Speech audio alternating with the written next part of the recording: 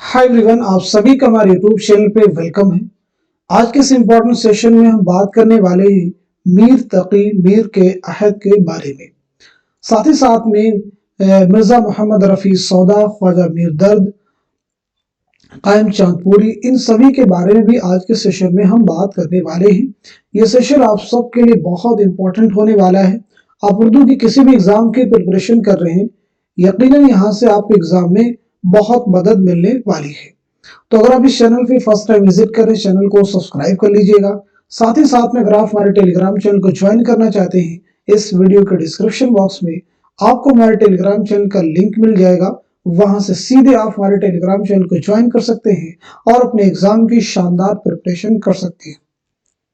तो चलिए शुरू करते हैं आज की इंपॉर्टेंट क्लास। देखिए, डिटेल में हम बात करें, लेकिन जितने भी एग्जाम में जो इंपॉर्टेंट पॉइंट्स हैं, कहां से क्वेश्चन बन सकते हैं, मैं उनको हाईलाइट भी करता हूं। अगर आप चाहें तो उन की पॉइंट्स को नोट भी कर सकते हैं। चलिए शुरू करते हैं आज की क्लास। पिछली क्लासेस में हमने देखे इहाम गोई के बारे में बात की थी, इस्लाह जुबान की तहरीक के बारे में बात की थी। तो देखें, उसी से रिलेटेड ये टॉपिक भी है। दौरे इहाम गोई के बाद रद्द अमल की तहरीक के असर से उर्दू शायरी में एक नए अहद का आगाज हुआ, जिसे मीर व मिर्जा का दौर कहा जाता है। बिलाशुबा ये उर्दू शायरी का सुनहरा दौर है। इस जमाने में सियासी निज़ाम कमजोर पड़ रहा था। नादिर शाह के हमले के शदीद असरात ने जिंदगी का निज़ाम दरहम बरहम कर दिया था। सियासी, मुआशी और समाजी जिंदगी की परछाइयां उस दौर की शायरी में नुमाया है। देखिए, सबसे पहले हम बात करते हैं सौदा के बारे में। सौदा आपकी पैदाइश देखिए 1706, 1707 और इंतकाल 1780-81 में। आपका नाम क्या है, इसे आप याद रखेंगे, ये चीज इंपॉर्टेंट है आपके लिए। मिर्जा मोहम्मद रफी। इनके वालिद का नाम क्या है, शेख मोहम्मद शफी, इसे भी आप याद रखेंगे। काबुल से बगर्ज तजारत हिंदुस्तान आए, यहीं सौदा की विलादत हुई। सौदा का खानदानी पेशा सिपहगिरी था, चुनांचे उन्होंने अपनी माशी जिंदगी का आगाज फौज में मुलाजमत से किया। फिर उसे तर्क करके मुख्तलिफ उमरा के दरबारों से वाबस्तगी अख्तियार की। दिल्ली की तबाही के बाद सौदा पहले फर्रुखाबाद पहुंचे, फिर फैजाबाद पहुंचकर शुजाउद्दौला के दरबार से वाबस्ता हो गए। आसिफुद्दौला ने जब अपना दारुस्सुल्तान लखनऊ मुंतकिल किया तो सौदा भी उनके साथ लखनऊ चले गए और वहीं इंतकाल हुआ। तो मालूम यह हुआ कि सौदा का इंतकाल लखनऊ में हुआ है और पैदाइश दिल्ली में हुई है, याद रखेंगे। ठीक है जी। चलिए आगे देखिए।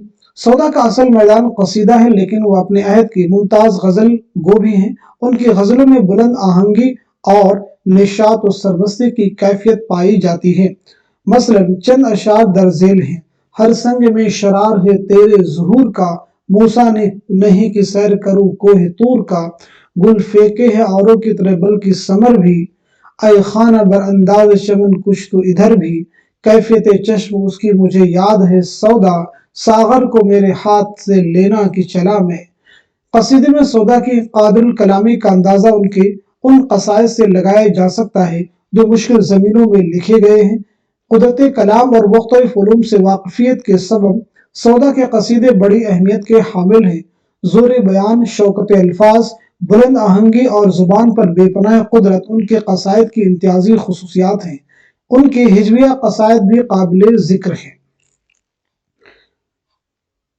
सौदा ने सिंफ मसनवी में तब आजमाई की। उन मसनवियात में मद और हिज्व का पहलू गालिब है। फन मरसिया गोई में भी सौदा की कारनामे काबिल कदर है।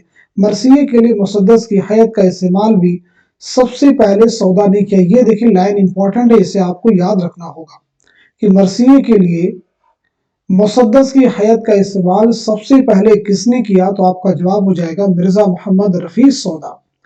आगे बात करते हैं हम लोग असद देहलवी। 1720-35 में पैदाइश हुई, 1794-95 में आपका इंतकाल हुआ है। इनका नाम क्या है, सैयद मोहम्मद मीर। वह मीर दर्द के छोटे भाई और चहेते बुरी थे। असर की तरबियत भी दर्द के जेर साया हुई। दोनों भाइयों को एक दूसरे से बहुत लगाव था। दर्द की तरह असर भी साहिब इल्म फजल और दरवेश सिफत इंसान थे। ख्वाजा मीर दर्द के बाद वही उनके खलीफा और जानशीन हुई। उन्होंने गजल के मुकाबले में मसनवी में ज्यादा शोहरत पाई। उनकी जुबान सादा और पुरतासीर है। लोग कहते हैं यार आता है, दिल तुझे एतबार आता है, कौन सुनता है या कसू की बात, बस असर किस्सा मुख्तसर कीजिए, हाल अपना कसू से क्या कहिए, एक दिल था सो वो भी खो बैठे। ख्वाजा मीर दर्द 1721 में आपकी पैदाइश हुई, 1785 में आपका इंतकाल हुआ है। इनका नाम सैयद ख्वाजा मीर, वो दिल्ली में पैदा हुए। बाप की तरफ से ख्वाजा बहाउद्दीन नक्शबंद और माँ की तरफ से सैयद अब्दुल कादिर जिलानी से सिलसिले नसब रखते हैं। दर्द की परवरिश मजहबी और सूफियाना माहौल में हुई थी। उन्होंने अरबी और फारसी की तालीम हासिल की। वह कुरान और हदीस के अलावा फ़िक़्ह और तसव्वुफ़ के मसाइल पर भी नजर रखते थे।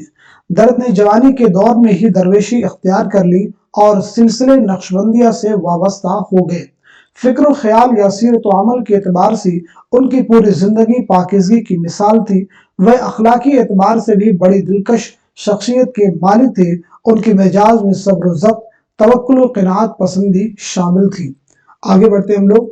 सूफियाना शायरी में दर्द का एक मुमताज़ मकाम है। उन्होंने उर्दू शायरी में इस रिवायत को सबसे ज्यादा फ़रोग़ दिया और फिक्री बुनियाद फराहम की।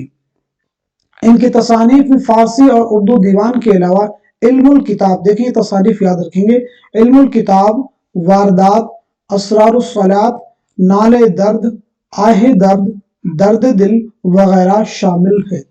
इल्मुल किताब याद रखेंगे, वारदात हैं, असरारुस्सलात हैं, नाले दर्द हैं, आहे सर्द है, दर्द दिल वगैरह शामिल है।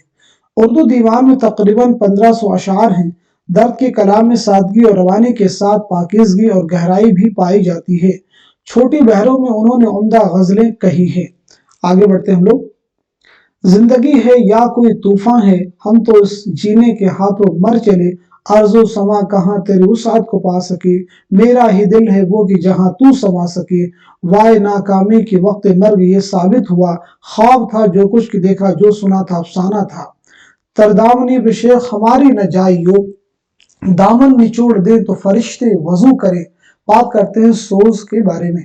1721 में आपकी पैदाइश हुई, 1798 में आपका इंतकाल हुआ। इनका नाम है सैयद मोहम्मद मीर। वह दिल्ली में पैदा हुई। तलाशी माश में दिल्ली से फर्रुखाबाद गए। आखिर उम्र में फैजाबाद में क़याम रहा और वहीं वफात पाई। सोज भी सौदा के शागिर्दों में से थे। शुरू में उनका तखल्लुस मीर था, बाद में सोज तखल्लुस इख्तियार किया। मीर सोज की शख्सियत बड़ी पहलूदार थी। वो शगुफ्ता मिजाज थे। तवाज़ु और तवक्कुल भी उनके मिजाज का हिस्सा था। मीर सोज के कलाम में अगरचे गहराई नहीं, लेकिन जुबान का लुत्फ बहुत है। सोज के कलाम का लखनवी रंग का अव्वलीन नमूना भी कहा गया है। उनके कलाम में फारसियत बराए नाम है। इनकी जुबान रोजमर्रा और मुहावरे से सजी हुई है। अहले ईमान सोज को कहते हैं काफिर हो गया, आह यारब राज दिल उन पर भी जाहिर हो गया।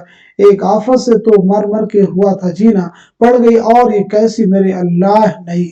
ये ठंडी सांस हरदम किससे सीखी क्या हुआ तुमको, भला हमसे कहो तुम तालिबे दीदार किसके हो। बात करते हैं कायम चांद पूरी के बारे। बहुत अहम नाम है इनका जो तज़किरा है बहुत अहम, वो है मखज़न नुकात। इनका नाम देखिए असल है मोहम्मद क़यामुद्दीन। कायम चांदपुर जिला बिजनौर में पैदा हुए, इसे आप याद रखेंगे। मगर बचपन से अपने बड़े भाई मुनीम के पास दिल्ली में रहे। तलाशी माज के सिलसिले से दिल्ली के अलावा टांडा, जिला बरेली, लखनऊ और रामपुर में भी उनका क़याम रहा। आखिर रामपुर में उन्होंने वफात पाई और वो अपने अहद के एक और अहम मुमताज शायर थे, याद रखेंगे, रामपुर में वफात। कायम के यहाँ भी हिज्र निगारी में शिद्दत का पहलू गालिब है। दर्द और सौदा उनके उस्ताद थे, याद रखेंगे, दर्द और सौदा उनके उस्ताद थे। सौदा की तरह गजल, कसीदा और हिज्र के अलावा उन्होंने मसनविया भी लिखी। फारसी नस्र में उनका तज़किरा मखज़न नुकात काबिल जिक्र, ये बहुत अहम है। आप सबके एग्जाम में कई बार पूछा भी गया, जैसे यूजीसी नेट के एग्जाम में इससे रिलेटेड क्वेश्चन बने हैं। रेख्ता में शेरगोई की रिवायत के फरोग में कायम ने अहम किरदार अदा किया है। मैं वह असीर कफस है कि उम्र भर जिसने नसेर बाग की, न रुए आशियां देखा किस्मत तो देख टूटी है जाकर कमन कहाँ, कुछ दूर अपने हाथ से जब बाम रह गया, दर्द दिल कुछ कहा नहीं जाता, आह चुप भी रहा नहीं जाता। आगे देखेंगे। अब हम बात करते हैं मीर तकी मीर के बारे में। मीर तकी मीर की पैदाइश के ताल्लुक से याद रखेंगे 1723-24 में पैदाइश हुई, 1810 में आपका इंतकाल हुआ है। नाम है मीर मोहम्मद तकी। बहुत ध्यान से सुनना, उर्दू के हर एग्जाम में मीर तकी इंपॉर्टेंट है। मीर की पैदाइश अकबराबाद आगरा में हुई है, याद रखेंगे। अभी 10-11 बरस के थे कि उनके वालिद मीर मुत्तकी, क्या नाम है वालिद का, मीर मुत्तकी। इनका नाम क्या है, मीर मोहम्मद तकी। पैदाइश आगरा में। तलाशी माश के लिए मीर को कम उम्र ही में दिल्ली आना पड़ा। इब्तदा में اپنے سوتیلے ماموں خان آرزو کے ہاں قیام کیا۔ خان آرزو کا شمار اس وقت کے اہم اساتذہ سخن میں ہوتا ہے۔ میر نے ان سے کافی استفادہ کیا۔ میر نے دہلی کی تباہی اپنے آنکھوں سے دیکھی۔ نادر شاہ کا حملہ زیادہ تباہ کن ثابت ہوا۔ اس کے علاوہ دہلی پر کئی بیرونی حملے ہوئے۔ ان حملوں نے دہلی کے عمرہ اور روسا کو ہلا کے رکھ دیا۔ بیشتر اہل کمال دہلی کی سکونت ترک کر کے دوسرے علاقوں کی طرف نکل گئے۔ لکھنؤ میں اس وقت نواب آصف الدولہ اہل فن کی پذیرائی کر رہے تھے۔ اس وجہ سے لکھنؤ صاحبان کمال کی توجہ کا مرکز بن گیا تھا۔ چنانچہ میر بھی نواب آصف الدولہ کی دعوت پر 1781 میں دہلی چھوڑ کر لکھنؤ چلے گئے۔ یہ دیکھیں امپورٹنٹ فیکٹ ہے، آپ سے پوچھا گیا ایگزام میں کہ میر تقی میر کس نواب کی دعوت پر لکھنؤ تشریف لائے؟ جواب ہے آصف الدولہ۔ کب تشریف لے گئے تھے؟ 1781 میں، یاد رکھیں گے۔ زندگی کے بقیہ ایام انہوں نے وہیں گزارے اور وہیں وفات ہوئی، تو یاد رکھنا ہے میر تقی میر کی پیدائش آگرہ میں ہوئی ہے اور انتقال لکھنؤ میں ہوا ہے۔ میر کی زبان سادہ، دلکش اور شگفتہ ہے۔ غزل ان کی پسندیدہ صنف سخن تھی۔ حقیقت یہ کہ اس صنف کے اساتذہ میں وہ آج بھی سر فہرست ہیں۔ غزلوں کے علاوہ انہوں نے مثنویاں، مرثیے، قطعات، رباعیاں، مثلث، واسوق، مخمس، مصدر، سبی اصناف اور اسالیب میں اپنے آثار چھوڑے ہیں۔ اسی لیے انہیں خدائے سخن کہا جاتا ہے۔ یاد رکھیں گے، خدائے سخن کسے کہا جاتا ہے؟ میر تقی میر کو۔ اردو کے 6 دیوان اور ایک فارسی دیوان بھی ان سے یادگار ہے، یعنی آپ کے کل کتنے دیوان ہیں؟ 7۔ 6 اردو میں ہیں اور ایک فارسی میں۔ فارسی نثر میں خود نوشت ذکر میر، خود نوشت آپ کو نام کیا؟ ذکر میر، اور تذکرہ ہے نکات الشعراء، جو کہ اردو زبان کا پہلا تذکرہ ہے اور یہ فارسی میں آپ نے لکھا ہے۔ میر نے اپنی غزلوں میں آپ بیتی کو جگ بیتی بنا دیا ہے۔ زبان کی سادگی، صداقت اور جذبات کی شدت اور احساسات کی تصویر کشی ان کی غزلوں کی اہم خصوصیات ہیں۔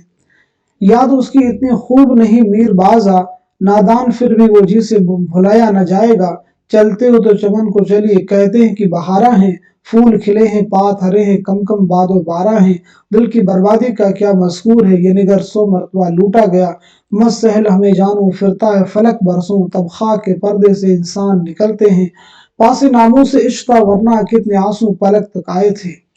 چلیے آگے بڑھتے ہیں۔ موت ایک مادگی کا وقفہ ہے، یعنی آگے چلیں گے دم لے کر۔ مرگ مجنوں پہ عقل گم ہے میر، کیا دیوانے نے موت پائی ہے۔ بات کرتے ہیں یقین کے بارے میں۔ ان کا نام دیکھیں امپورٹنٹ ہے، یاد رکھیں گے۔ آپ کا نام ہے انعام اللہ خان۔ دہلی میں آپ پیدا ہوئے۔ مرزا مظہر جانا کی تربیت سے ان کے جوہر کھلے۔ ان کی غزل میں دہلی کی زبان اور محاورے کی چاشنی پائی جاتی ہے۔ کلام میں فارسیت کے باوجود بول چال کی زبان کا رنگ نمایاں ہے۔ یہ آرزو ہے کہ اس بے وفا سے یہ پوچھوں کہ میرے بے مزہ رکھنے میں کچھ مزہ بھی ہے۔ مجھے زنجیر کر رکھا ان شہری غزالوں نے، نہیں معلوم میرے بعد ویرانے پہ کیا گزری۔ تیری الفت سے مرنا خوش نہیں آتا مجھے، ورنہ یہ اتنا کار آساں اس قدر دشوار کیوں ہوتا۔ بات کرتے ہیں جعفر علی حسرت کے بارے میں، بہت دھیان سے سننا سبھی کو۔ جعفر علی حسرت 1734-35 میں پیدائش ہے، 1785-86 میں انتقال ہوا۔ جعفر علی حسرت کی پیدائش دہلی میں ہوئی۔ اپنے دور کے رواج کے مطابق حسرت نے مختلف علوم کی تحصیل کی۔ دیگر شعراء کی طرح حسرت میں دہلی سے فیض آباد پھر لکھنؤ پہنچے۔ وہ کم عمری سے شعر کہنے لگے تھے۔ طوطا نامہ جعفر علی حسرت کی سب سے مشہور مثنوی ہے، جو تقریباً 2500 اشعار پر مشتمل ہے۔ جعفر کی اس مثنوی پر سحر البیان کا خاص اثر ہے۔ حسرت کے یہاں ثنائے بدائع کا بکثرت استعمال ہے اور خارجیت اور معاملہ بندی کا رجحان بھی زیادہ ہے، جو لکھنوی رنگ سخن کی نمائندگی کرتا ہے۔ کس کس طرح سے ہم نے کیا اپنا جی نثار، لیکن گئی نہ دل سے تیرے بدگمانیاں۔ دشمن کو بھی خدا نہ دکھاوے شب فراق، ہجراں کی شب وہ شب ہے کہ جس کو سحر نہیں۔ حسرت کے دل کو بند کیا 4 سو سے گھیر، کیا تیرے زلف میں بھی ہے قید فرنگ شوق۔ بات کرتے ہیں میر حسن کے بارے میں۔ میر حسن جن کی مثنوی ہے سحر البیان، ان کا نام دیکھیں بہت اہم ہے، میر غلام حسن میر زاہد کے بیٹے تھے، یاد رکھیں گے۔ میر غلام حسن نام ہے، میر زاہد کے بیٹے تھے۔ ان کا خاندان ہرات سے منتقل ہو کر دہلی میں بس گیا تھا۔ میر حسن دہلی میں پیدا ہوئے اور یہی تعلیم و تربیت بھی پائی۔ انہوں نے بھی دہلی کی تباہی کے بعد پہلے فیض آباد اور پھر لکھنؤ کا رخ کیا۔ شعرگوئی کا شوق بچپن ہی سے تھا۔ پہلے میر ضیاء سے اصلاح لی، پھر سودا سے وہ قادر کلام شاعر تھے۔ کلیات میر حسن میں غزلیات اور مثنویات کا بڑا حصہ ہے۔ 3 قصیدے بھی ہیں اور رباعیات بھی۔ سحر البیان میر حسن کا سب سے بڑا کارنامہ ہے، یہ اردو کی مقبول ترین مثنوی ہے، اس بات کو یاد رکھنا ہوگا، بہت اہم فیکٹ ہے۔ چلیے آگے بڑھتے ہیں ہم لوگ۔ سحر البیان کے مختلف حصے داستانوں کی مختلف کہانیوں پر مشتمل ہیں، مگر میر حسن نے انہیں جس طرح سے پیش کیا اس سے یہ نئی کہانی معلوم ہوتی ہے۔ اس مصنوعی میں اپنے دور کی تہذیبی و سماجی اور معاشرتی فضا بہت واضح ہے۔ اس مصنوعی کا حسن اس کے اسلوب بیان میں ہے جو سادہ مگر دلکش ہے۔ اس میں جا بجا محاکات آفرینی اور جذبات نگاری کی بے شمار مثالیں ملتی ہیں۔ میر حسن نے سحر البیان کے علاوہ اور بھی بہت سی مصنویات لکھی ہیں۔ مصنوعی سحر البیان سے چند اشعار دیکھیے۔ خفا زندگانی سے ہونے لگی، بہانے سے جا جا کے سونے لگی، تپے غم کی شدت سے پھر کانپ کانپ، اکیلی لگی رونے منہ ڈھانپ ڈھانپ، نہ اگلا ہنسنا، نہ وہ بولنا، نہ کھانا نہ پینا، لنپ کھولنا، جہاں بیٹھنا پھر نہ اٹھنا، اسے محبت میں دن رات گھٹنا، اسے کہا اگر کسی نے کہ بی بی چلو تو اٹھنا، اسے کہہ کے ہاں جی چلو، جو پوچھا کسی نے کہ کیا حال ہے تو کہنا یہی کی جو احوال ہے، کسی نے جو کچھ بات کی دن کی جو پوچھی کہی رات کی، کہا اگر کسی نے کہ کچھ کھائیے، کہا خیر بہتر ہے منگوائیے۔ عہد میر کی کچھ اور بھی شعراء قابل ذکر ہیں جن میں شاہ محمد بیدار، شیخ قدرت اور ہدایت اللہ خان ہدایت۔ میر کے عہد کے قابل ذکر شعراء اور مختلف شعری اصناف کا تذکرہ گزشتہ صفحات میں کیا جا چکا ہے۔ اس عہد کے دو اور اہم اصناف شعر عاشور اور واسوق بھی ہیں۔ شعر عاشور شاعری کی ایک ایسے صنف ہے جس میں شعراء اپنے زمانے کے معاشرتی، معاشی اور سیاسی حالات کا بیان کیا ہے۔ یاد رکھیں گے کہ شعر عاشور کسے کہتے ہیں، ٹھیک ہے جی۔ اس صنف میں شیخات میر، سودا، قائم اور جعفر علی خصوصیت سے قابل ذکر ہیں۔ شمالی ہند میں اردو شاعری کا یہ دور غیر معمولی ترقی کا دور ہے، جس کا نقطۂ آغاز مرزا مظہر جانے جانا تھے تو نقطۂ عروج میر اور سودا۔ اس دور تک آتے آتے اردو زبان فارسی کی محتاج نہیں رہی اور اپنے قدموں پر کھڑے ہو کر ہر خاص و عام کی زبان بن گئی۔ شعر و سخن کا چرچہ عام ہونے لگا، مشاعروں کی محفلیں سجنے لگیں اور مختلف اصناف کو فروغ حاصل ہوا۔ کئی نئی اسالیب کی بنیاد پڑی جن کے نتیجے میں شعر و ادب کے نئی دبستان وجود میں آئے۔ آگے دیکھیے، ایک نئی شعری روایت کا آغاز نذیر اکبر آبادی کی نظم نگاری۔ نذیر اکبر آبادی کی نظم نگاری، آپ کی پیدائش ہوئی 1735-40 میں، 1830 میں آپ کا انتقال ہوا ہے۔ دیکھیے بہت اہم نام ہے اردو کے، لگ بھگ یہ بھی ہر نصاب میں شامل ہوتے ہیں۔ ان کا نام کیا؟ شیخ ولی محمد، یاد رکھیں گے۔ وہ دہلی میں جائے پیدائش بہت اہم ہے، آپ کی ایگزام میں یہاں سے کوشچن بنے ہوئے ہیں۔ جب احمد شاہ ابدالی نے حملہ کیا تو اپنی والدہ کے ہمراہ اکبر آباد یعنی آگرہ چلے گئے۔ نذیر سیلانی طبیعت کے مالک تھے، انہوں نے اپنے لیے جو راہ چنی وہ اس دور کے عام تخلیقکاروں کی راہ سے مختلف تھی۔ سیر سپاٹے، تفریح اور عوامی سروکار کی وجہ سے ان کی تخلیقی کائنات وسیع تر ہونے لگی۔ انہوں نے کبوتر بازی، کشتی، کنویں بازی، تیراکی یا ایسے دوسرے کھیلوں میں خاص دلچسپی لی، ساتھ ہی بلا تفریق ہر مذہب کے تہواروں میں شامل ہوتے رہے۔ جہاں کہیں محبت کا جذبہ کار فرما ہوتا وہ اس کا احترام کرتے۔ اسی طرز زندگی سے نذیر کے یہاں تنوع پیدا ہوا اور شعر کہنے کے لیے نئی راہیں ہموار کی۔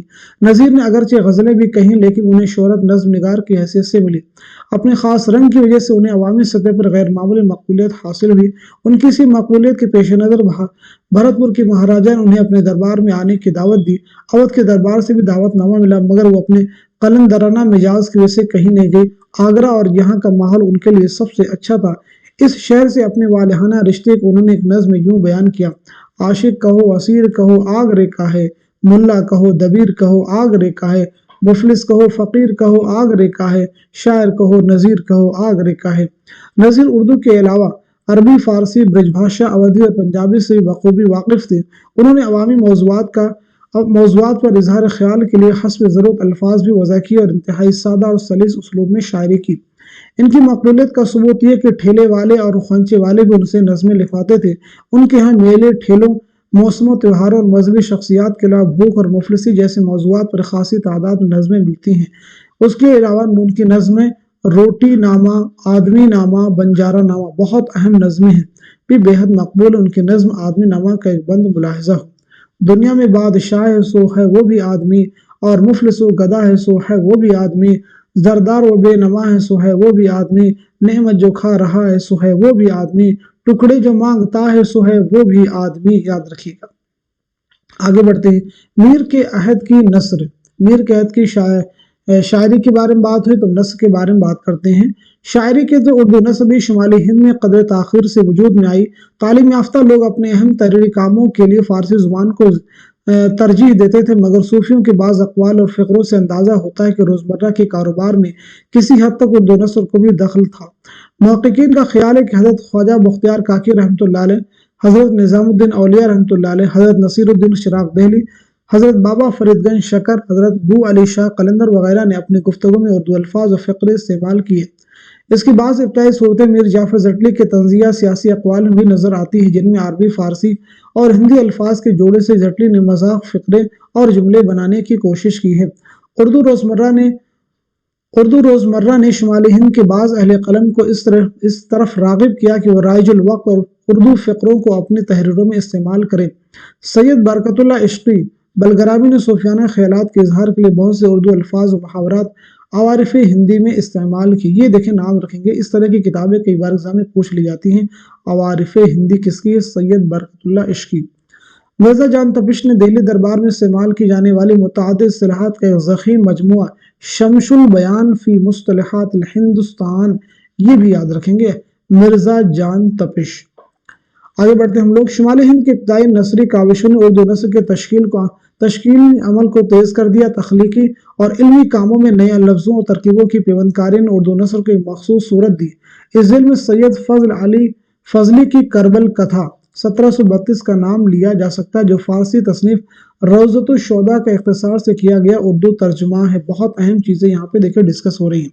फ़ज़ल अली फ़ज़ली की करबल कथा का नाम लिया जा सकता है शुमाली हिंद में, और ये जो है फ़ारसी तसनीफ़ रौज़तुश शोदा का इख्तिसार से किया गया तर्जुमा। फ़ज़ली ने चंद बरसों बाद उसे निस्बतन आसान ज़ुबान में दोबारा लिखा।